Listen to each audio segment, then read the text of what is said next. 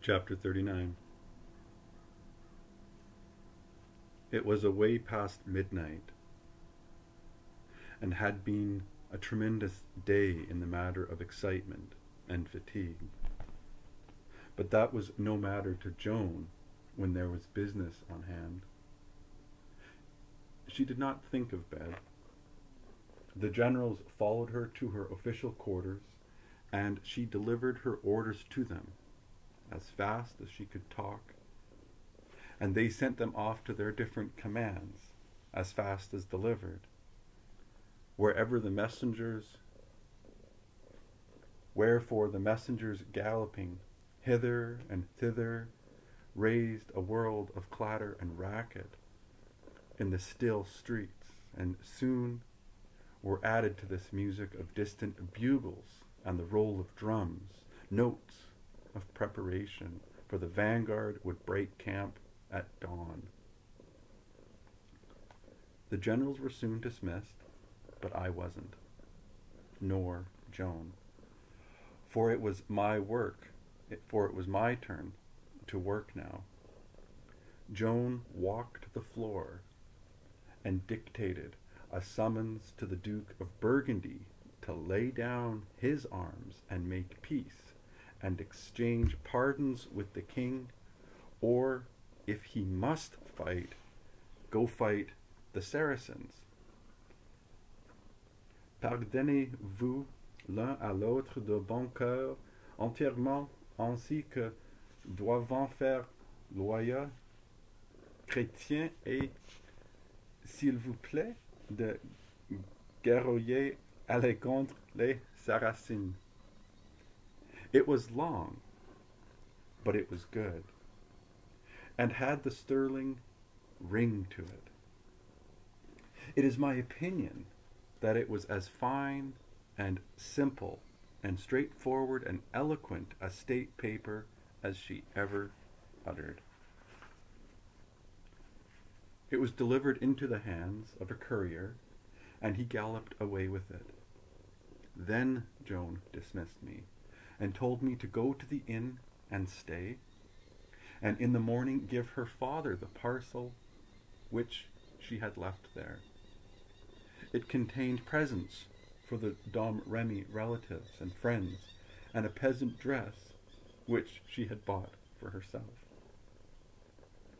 She said she would say goodbye to her father and uncle in the morning, if it should still be their purpose to go, instead of tarrying a while to see the city. I didn't say anything, of course, but I could have said that wild horses couldn't keep those men in that town half a day. They waste the glory of being the first to carry the great news to Dom Remy, the taxes remitted forever, and hear the bells clang and clatter, and the people cheer and shout. Oh, not they. Patay and Orleans and the coronation were events which in a vague way these men understood to be colossal. But they were colossal mists, films, abstractions.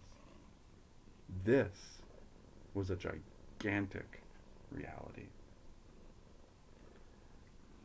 When I got there, do you suppose they were abed? Quite the reverse. They and the rest were as mellow could be, and the paladin was doing his battles over in great style, and the old peasants were endangering the building with their applause. He was doing pâté now, and was bending his big frame forward and laying out the positions and movements with a rake here and a rake there of his formidable sword on the floor.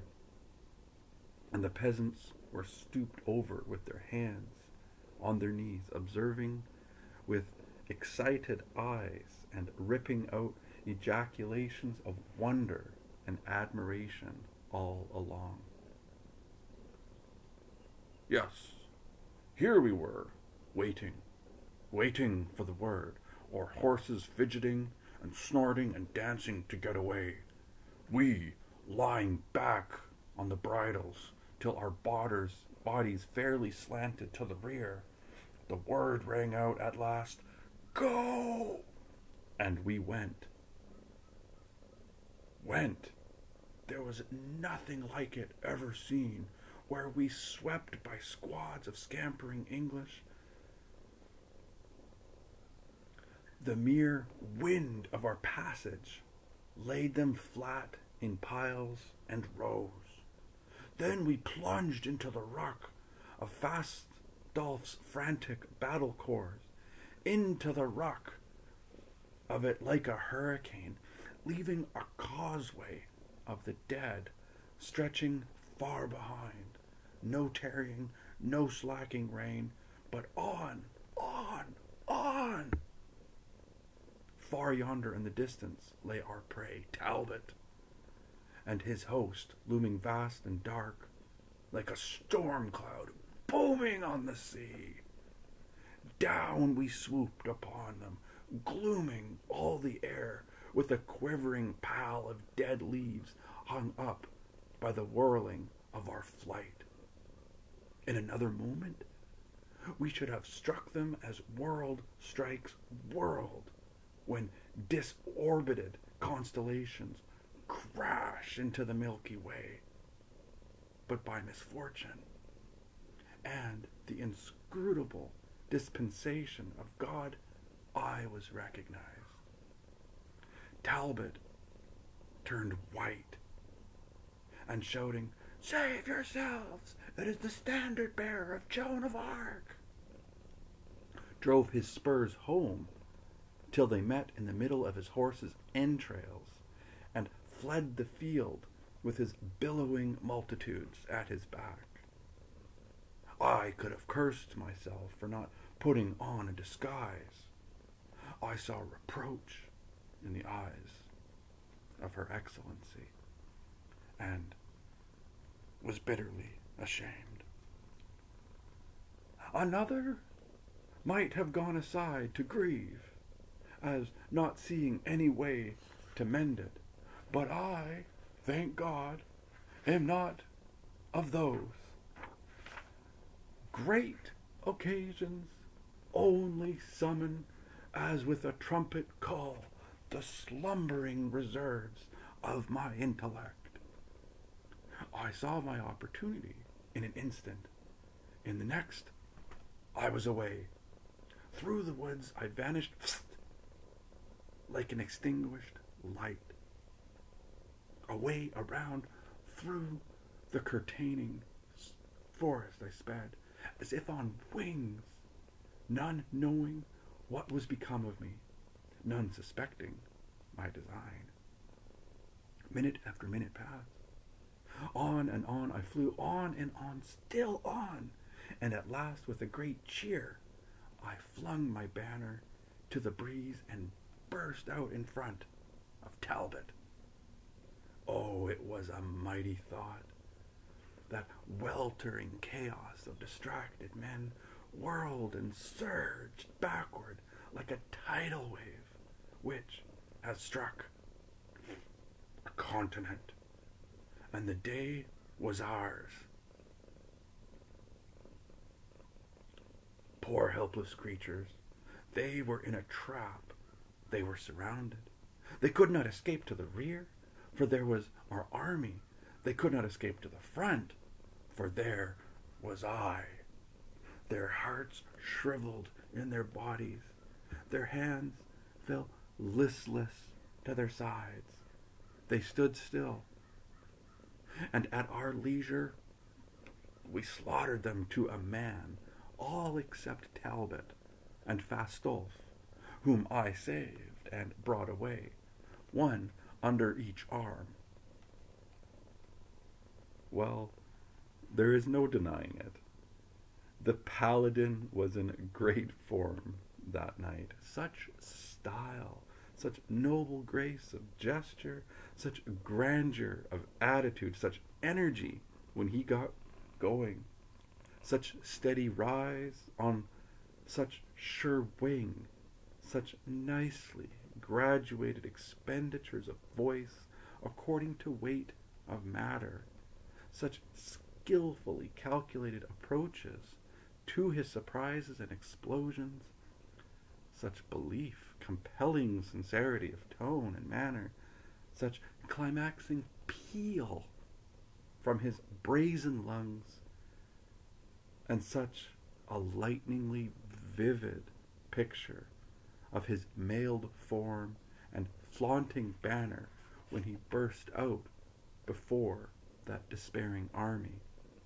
And oh, the gentle art of his last sentence, delivered in the careless and indolent tone of one who has finished his real story and only adds a colorless and inconsequential detail because it has happened to occur to him in a lazy way. It was a marvel to see those innocent peasants. Why, they went all to pieces with enthusiasm and roared out applause, fit to raise the roof and wake the dead. When they had cooled down at last, and there was silence, but for the heaving and panting of old Laxart, said admiring, and panting old Laxart said admiringly, "As it seems to me, you are an army in your single person." "Yes, that is what he is," said Noel Régoussin convincingly. "He is a terror, and not just in this vicinity. His mere name carries a shudder with it to distant lands. Just his mere name. And when he frowns, the shadow of it falls as far as Rome. And the chickens go to roost an hour before schedule time. Yes, and some say, Noel Régoussin, you are preparing yourself for trouble. I will just say one word to you, and it will be your advantage to..."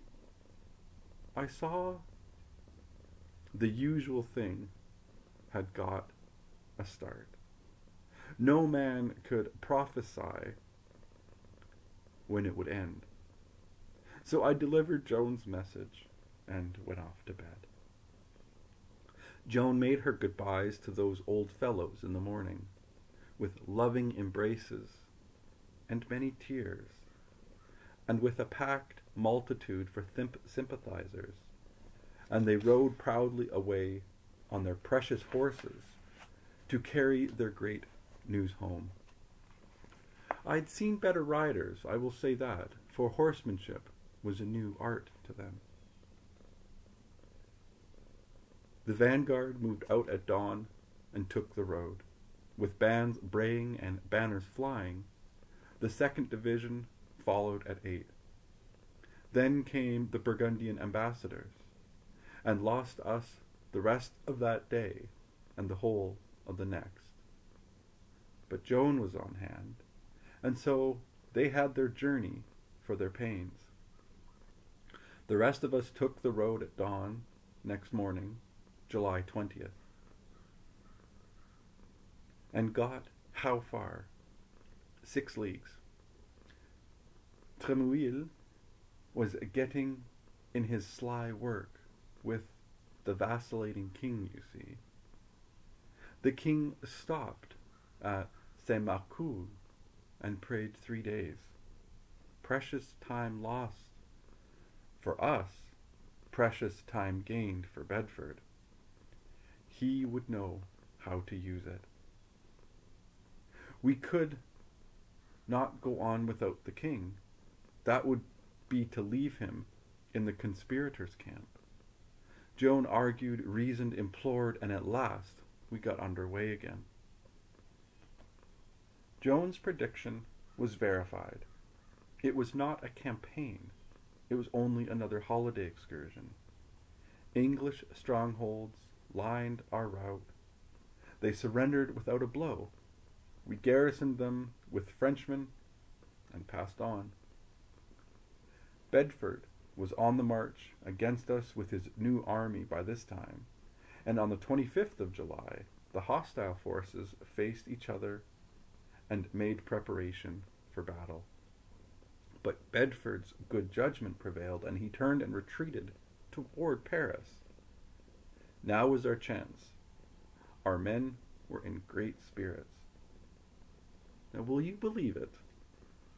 Our poor stick of a king allowed his worthless advisors to persuade him to start back for Gien, whence he had set out when we first marched for Reims and the coronation. And we actually did start back. The 15-day truce had just been concluded with the Duke of Burgundy, and we would go and tarry at Gien until he should deliver Paris to us without a fight. We marched to Bray. Then the king changed his mind once more, and with it his face toward Paris. Joan dictated a letter to the citizens of Reims to encourage them to keep heart in spite of the truce and promising to stand by them. She furnished them the news herself that the king had made this truce, and in speaking of it, she was her usual frank self. She said she was not satisfied with it, and didn't know whether she would keep it or not. That if she kept it, it would be solely out of tenderness for the king's honor. All French children know those famous words. How naive they are. De cette réveil qui a été fait, je ne suis pas content et je ne suis si je la tiendrai. Si je la tiens, ce sera seulement pour garder l'honneur du roi. But in any case, she said, she would not allow the blood royal to be abused, and would keep the army in good order and ready for work at the end of the truce. Poor child. To have to fight England, Burgundy, and a French conspiracy all at the same time. It was too bad. She was a match for the others, but a conspiracy? Nobody is a match for that when the victim that is to be injured is weak and willing. It grieved her, these troubled days, to be so hindered and delayed and baffled, and at times she was sad, and the tears lay near the surface. Once talking with her good old faithful friend and servant, the bastard of Orleans, she said, if it might but please God to let me put off this steel raiment and go back to my father and mother, and tend my sheep again with my sister and my brothers, who would be so glad to see me. By the 12th of August, we were camped near Dammartin. Later, we had a brush with Bedford's rear guard, and had hopes of a big battle on the morrow. But Bedford and all his force got away in the night and went on toward Paris. Charles sent heralds and received the submission of Beauvais. The Bishop Pierre Cauchon, that faithful friend and slave of the English, was not able to prevent it, though he did his best. He was obscure then, but his name was to travel round the globe presently and live forever in the curses of France. Bear with me now, while I spit in fancy upon his grave. Compiègne surrendered and hauled down the English flag. On the 14th we camped 2 leagues from Senlis. Bedford turned and approached, and took up a strong position. We went against them. But all our efforts to beguile him out from his entrenchments failed, though he had promised us a duel in the open field. Night shut down. Let him look out for the morning. But in the morning, he was gone again. We entered Compiègne the 18th of August, turning out the English garrison and hoisting our own flag. On the 23rd, Joan gave command to move upon Paris. The king and the clique were not satisfied with this, and retired sulking to Senlis, which had just surrendered. Within a few days, many strong places submitted: Creil, Poncet, Maxence, Choisy, Gournay-sur-Arnaud, Remy, La Neufville-en-Aise, Morgai, Chantilly, Santines. The English power was tumbling, crash after crash, and still the king sulked and disapproved, and was afraid of our movement against the capital. On the 26th of August, 1429, Joan camped at Saint Denis, in effect under the walls of Paris, and still the king hung back and was afraid. If we could have had him there to back us with his authority. Bedford had lost heart and decided to waive resistance and go and concentrate his strength in the best and loyalest province remaining to him, Normandy.